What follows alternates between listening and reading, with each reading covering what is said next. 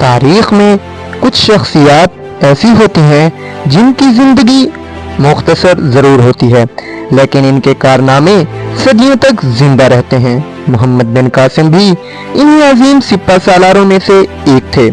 کم عمری میں ایسی فتوحات حاصل کرنا کہ ان کا نام ہمیشہ کے لیے تاریخ میں ضبط ہو جائے ایک غیر معمولی بات ہے۔ محمد بن قاسم قبیلہ ثقیف سے تعلق رکھتے تھے۔ ان کی پیدائش سن 72 ہجری میں بصرہ شہر میں ہوئی۔ بصرہ اس زمانے میں اسلامی دنیا کا ایک اہم علمی اور فوجی مرکز تھا جہاں سے بڑے بڑے علماء، سپہ سالار اور منتظمین نکلے۔ محمد بن قاسم نے بچپن ہی سے غیر معمولی ذہانت، سنجیدگی اور نظم و ضبط کا مظاہرہ کیا۔ ان کی پرورش ایسے ماحول میں ہوئی جہاں بہادری، دینی وابستگی اور عسکری مہارت کو بہت اہمیت دی جاتی تھی۔ کم عمری میں انہیں گھوڑا سواری، تلوار بازی، تیر اندازی اور فوجی حکمت عملی کی تربیت دی گئی جس نے ان کی شخصیت کو ایک قابل سپہ سالار کے طور پر پروان چڑھایا۔ اس دور میں عراق کے گورنر حجاج بن یوسف تھے۔ انہوں نے محمد بن قاسم کی صلاحیتوں کو پہچانا اور انہیں مختلف ذمہ داریاں دے کر عملی تجربہ حاصل کرنے کا موقع دیا۔ ہر نئی ذمہ داری کے ساتھ ان کا اعتماد، تجربہ اور قائدانہ صلاحیت مزید نکھرتی گئی۔ اسی دوران ایک ایسا واقعہ پیش آیا جس نے اسلامی حکومت کو فوری کارروائی پر مجبور کر دیا۔ سندھ کے ساحل کے قریب سمندری قزاقوں نے ایک جہاز پر حملہ کیا جس میں مسلمان مرد، عورتیں اور بچے بھی موجود تھے۔ یہ خبر عراق پہنچی تو حجاج بن یوسف نے پہلے سفارتی ذرائع سے مسئلہ حل کرنے کی کوشش کی اور سندھ کے حکمران راجہ دہر سے مطالبہ کیا کہ قیدیوں کو آزاد کیا جائے اور مجرموں کے خلاف کارروائی کی جائے، لیکن معاملہ حل نہ ہو سکا۔ ابتدائی طور پر بھیجے گئے چند لشکر کامیاب نہ ہوئے۔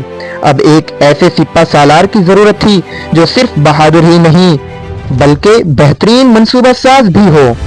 حجاج بن یوسف کی نظر محمد بن قاسم پر جا ٹھہری۔ اگرچہ اس وقت ان کی عمر تقریباً 17 برس تھی لیکن ان کی صلاحیتوں پر پورا اعتماد کیا گیا تھا۔ ایک منظم لشکر، گھوڑا سوار دستے، رسد اور محاصرے کے لیے بڑی منجنیقوں کے ساتھ انہیں سندھ کی مہم پر روانہ کیا گیا۔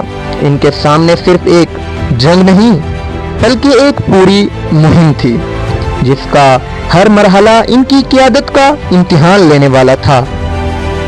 محمد بن قاسم نے سندھ میں داخل ہوتے ہی اپنی پہلی بڑی مہم دیبل کی طرف شروع کی۔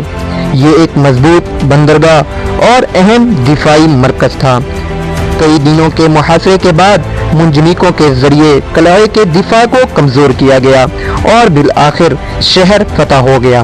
اس فتح کے بعد وہاں نظم و ضبط قائم کیا گیا اور آگے کی پیش قدمی کا راستہ ہموار ہوا۔ دیبل کے بعد محمد بن قاسم نے نیرون، سیوستان اور دیگر علاقوں کا رخ کیا۔ بعض مقامات پر لڑائی ہوئی جبکہ کئی علاقوں نے صلح قبول کر لی۔ ہر کامیابی کے ساتھ ان کی فوج کا حوصلہ بڑھتا گیا اور سندھ میں اسلامی لشکر کی پیش قدمی جاری رہی۔ اب سب سے بڑا مرحلہ سامنے تھا۔ سندھ کے حکمران راجہ دہر نے اپنی فوج کو جمع کیا اور دونوں لشکر آمنے سامنے ہوئے۔ شدید جنگ ہوئی، دونوں جانب سے غیر معمولی بہادری کا مظاہرہ کیا گیا لیکن آخرکار محمد بن قاسم کی حکمت عملی غالب آئی۔ جنگ کے دوران راجہ دہر مارا گیا اور اس کے ساتھ ہی سندھ کی سیاسی طاقت کا بڑا حصہ ٹوٹ گیا۔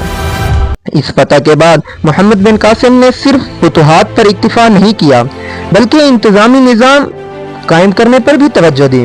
مختلف شہروں میں حکام مقرر کیے، ٹیکس کا نظام منظم کیا اور مقامی آبادی کے ساتھ معاہدوں کی پاسداری کی۔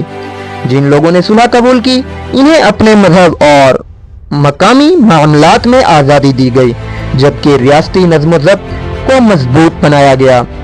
اس دوران سندھ کے مزید علاقے اسلامی حکومت کے زیر انتظام آتے گئے۔ یوں ایک ایسی مہم جس کا آغاز مسلمان قیدیوں کی رہائی کے مقصد سے ہوا تھا، ایک بڑی تاریخی فتح میں تبدیل ہو گئی۔ لیکن تاریخ نے جلد ہی ایک نیا رخ اختیار کیا۔ خلیفہ ولید بن ملک کا انتقال ہو گیا۔ کچھ عرصے بعد حجاج بن یوسف بھی دنیا سے رخصت ہو گیا۔ نئی حکومت قائم ہوئی اور سیاسی حالات بدلنے لگے۔ نئے خلیفہ سلیمان بن عبد الملک کے دور میں محمد بن قاسم کو واپس بلانے کا حکم جاری ہوا۔ علامہ ابن کثیر رحمہ اللہ کے بیان کے مطابق محمد بن قاسم کو واپس لا کر قید کر دیا گیا اور اسی قید کے دوران ان کا انتقال ہو گیا۔ ان کی وفات کے بارے میں مشہور داستان جس میں راجہ دہر کی بیٹیوں کا ذکر کیا جاتا ہے، مستند تاریخی روایات سے ثابت نہیں ہوتی، اسی لیے اسے قابل اعتماد تاریخ کا حصہ نہیں سمجھا جاتا۔ محمد بن قاسم کی عمر زیادہ نہیں تھی، لیکن انہوں نے اپنے مختصر دور میں ایسا کارنامہ انجام دیا جس نے برِ صغیر کی تاریخ کا رخ بدل دیا۔ ان کی بہادری، نظم و ضبط، عسکری صلاحیت اور قیادت آج بھی تاریخ کے صفحات میں محفوظ ہے۔ 17 برس کی عمر میں ایک عظیم لشکر کی قیادت کرنا، ہزاروں میل دور ایک نئی سرزمین کو فتح کرنا اور وہاں انتظامی نظام قائم کرنا ایسا کارنامہ تھا جس نے محمد بن قاسم کو اسلامی تاریخ کے نمایاں سپہ سالاروں میں ہمیشہ کے لیے شامل کر دیا۔ ان کا نام آج بھی عزم، قیادت اور جرأت کے علامت کے طور پر یاد کیا